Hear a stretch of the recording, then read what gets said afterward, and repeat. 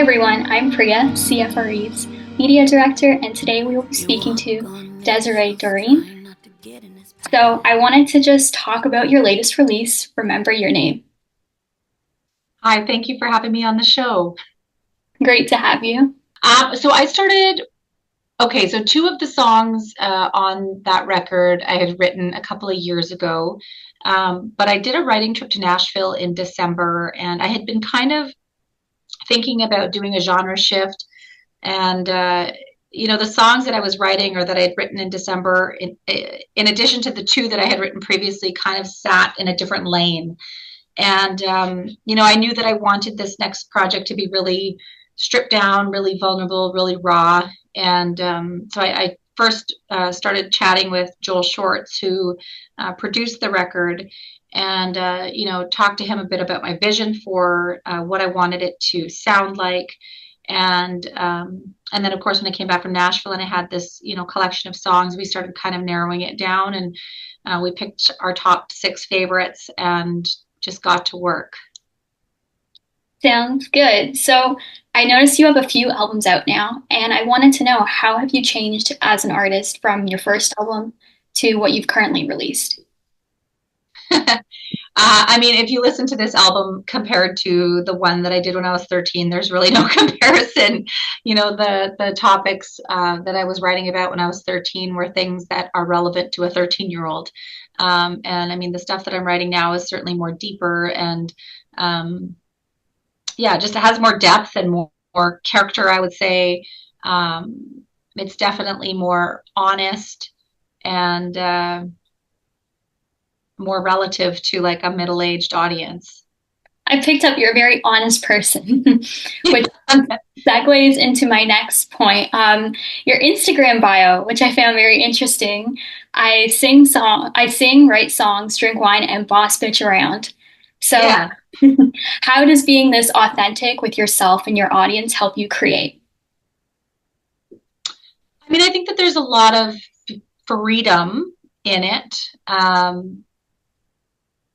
But I think that honesty can only go so far. Like I don't ever want to be so honest where I'm being hurtful to people, but still sometimes recognizing that sometimes it is necessary to be hurtful in order to maintain one's integrity and in order to maintain honesty. So just like, yeah, just picking and choosing, I guess, when honesty should supersede or when authenticity needs to supersede someone's feelings. So, one of my favorite songs you've created is Sometimes I Drink, and I wanted to know what was the story behind this song. That song came about after I had done a trip to New Orleans. I was there for Folk Alliance International, and then after I was done there, I was driving to Nashville to do a writing trip or to do a week of writing. And I had reached out previously to Crystal Shawanda, who was somebody that I've looked up to for many, many, many years. And I just reached out to her on a whim and asked her if she'd be willing to sit down and co-write with me.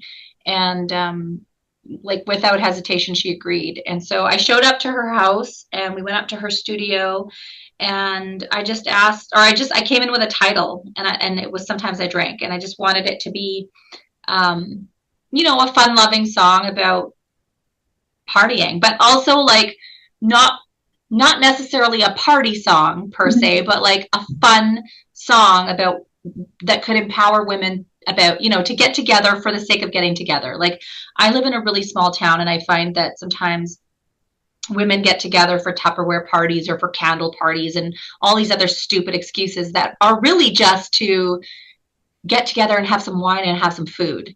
And so when we were talking that song through, I just said, why can't women just get together for the sake of getting together? Because we feel like hanging out and doing something together. Yeah, and so that song was the result of that session. That's definitely how I felt when I listened to it. Very like girlhood, like womanhood. Yeah, like just fun. I wanted it to just be Yeah. fun, no strings attached. Like, women don't always go out for the sake of hooking up with somebody. Like, I feel like everything in a party context type song, there always has to be like a male character involved. And I didn't want that. I wanted it to just be about women getting together for the sake of getting together, just to laugh together and reminisce together and enjoy each other's company. And I think that we achieved that with that track. Yeah, I definitely found that. Like, I noticed, especially in like other music, they always talk about, I guess getting really drunk or just like going all out. Like, I felt this is more like mellow and more like appreciating of like what's happening around you, if that makes sense. Yeah, yeah, totally. So I think your songwriting is great at painting pictures and telling a story. Specifically, like I just noticed you have really like intimate details that help me kind of piece together like what I think is going on. So for instance, I have changed all the stations you had programmed on the radio, like such a common like experience we've all kind of faced. And that was in Ghost. So I wanted to ask you, how do you come up with including these details in your songwriting? Well, sometimes it's unintentional, but often it's intentional. Like my process is typically the same for most songs, although sometimes it can differ. But typically, what I'll do is I will write a chorus first, and then I will base the verses around the chorus. And then sometimes I'll write a verse and a chorus, and then I'll think, okay, I'm going to just save this idea and take it to a writer, take it to another co-writer, and because I love collaborating, it's one of my favorite things to do. And then, what I'll do in the co-write is I'll often take whatever I've created and edit it down. Is this detailed enough? Does this actually paint a picture? And then at the very end of the write, what I will always do inevitably every single time is I will read it out loud instead of singing it in the melody to make sure that it makes sense, to make sure that it has a sequential flow, to make sure that it actually does tell a story. Like if you were reading it in a storybook, would it make sense, if it were read that way? That's a really, I think, unique way to like create songs. You mentioned collaboration. What do you look for in a potential collaboration? Well, truth be told, when I first started writing, I was just writing with anybody and everybody. And now what I do is I'll reach out to folks that I already have in my network, and I'll say, you've written with me before. Is there anybody else that you think you could partner me up with that, you could introduce me to, that might be a good fit for what I'm doing? And that's typically all I do. Like I trust the people that I've written before to know my writing style and to know, the people that they write with and who's going to be a good fit for what I'm doing as an artist. Do you have a dream like collaboration you're looking to do? Oh my gosh, I would I would fall over and maybe die if I got to write with Dolly Parton or Jason Isbell. Those are like my top two. What draws you specifically to those two? Dolly Parton, I grew up listening to, so there's definitely some nostalgia with her as an artist. I remember as a little girl, my granny would cry every single time she heard Coat of Many Colors. And then my sister and I, as adults, took my mom to see her in concert in Winnipeg. And when she sang Coat of Many Colors, we looked over at my mom, and my mom was sobbing uncontrollably. So there's like, a generational impact that Dolly has had on me and my family. And then Jason Isbell, I just think he's insanely talented, and I love everything that he does. And yeah, I love his work, and I just would love to collaborate with him. Those are good answers. I hope you get them. Yeah, thank you. I listened to Angel, and like from my point of view, it kind of made me think of someone who is like infatuated with somebody, and then that person is kind of trying to burst that infatuation bubble. So I wanted to just clarify what inspired you to write that song. Was I close, or was it? Um, well, it was that song is a bit tongue in cheek because so what I do often is when I'm on the road, especially if I'm touring as a duo and it's just me and my guitar player, oftentimes people see, they see on Instagram, on Facebook, and it just looks like a great big party and it looks like a lot of fun all the time. And, but what they don't see is that I go to bed early.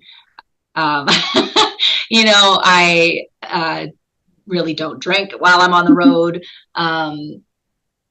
That you're driving sometimes long hours because Canada is such a great big country and there's a lot of miles to cover. They don't see that the fatigue that sets in when you've been on the road for a long time.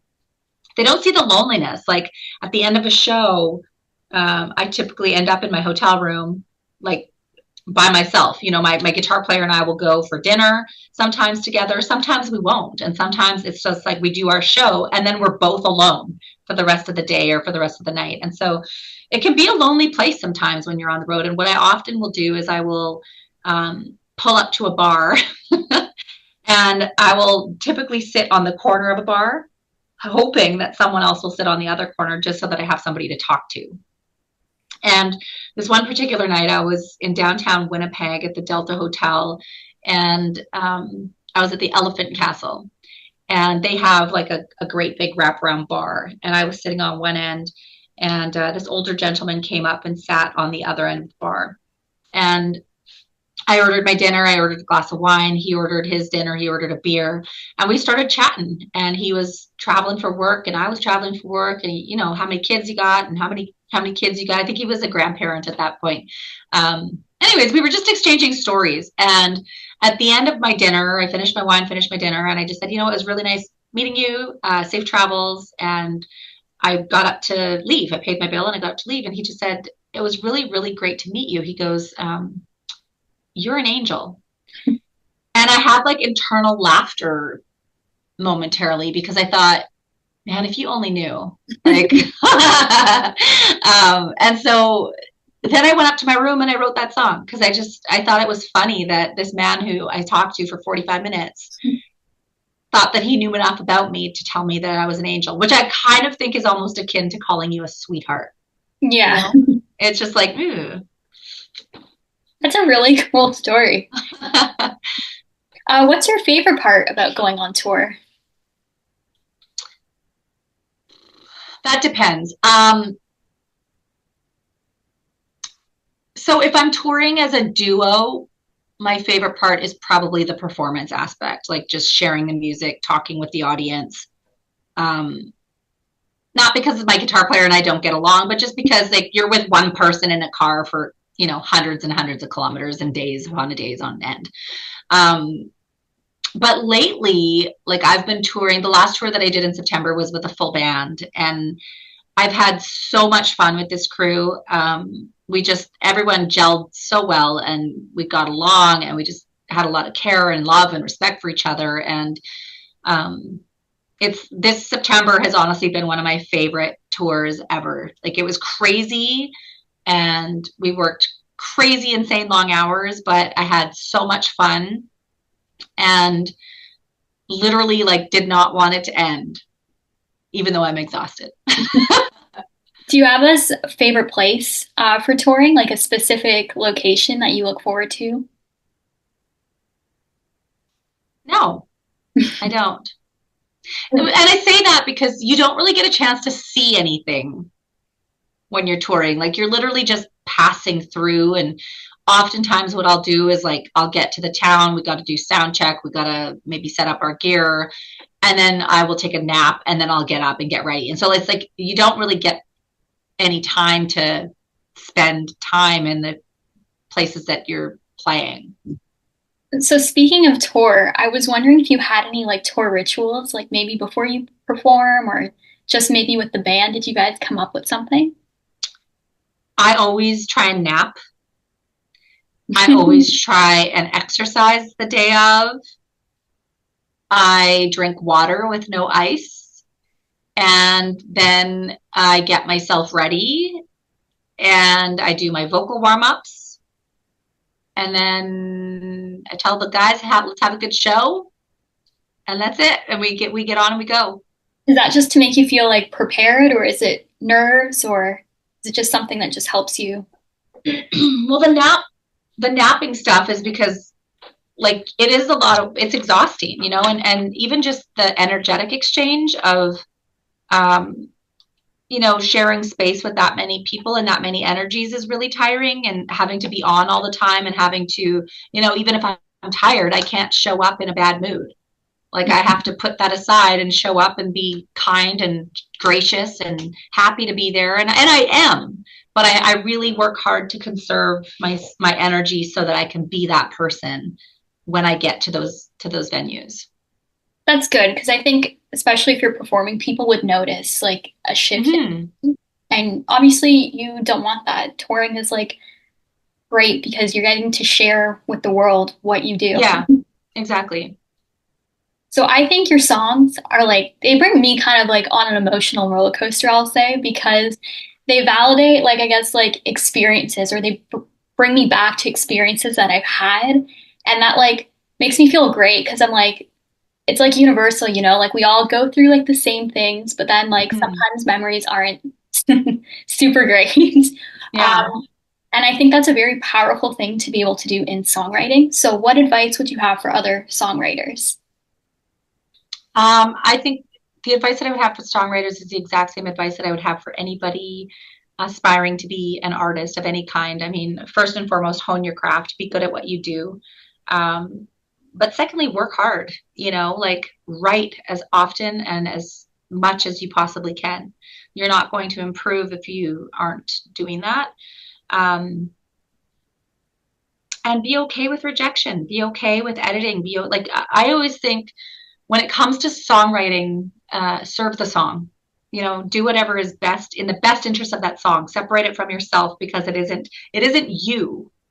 You know, although it's created by you, it's okay that it, you know, needs to be edited. It's okay that it isn't in its best form immediately. You know, and I think that especially when I've worked with emerging artists, that sometimes, or emerging songwriters, they get attached to their song to the extent that they don't want to edit it, even though those edits would improve the song. I mean, what the hell do I know? At the end of the day, art is subjective, and so that's what I think.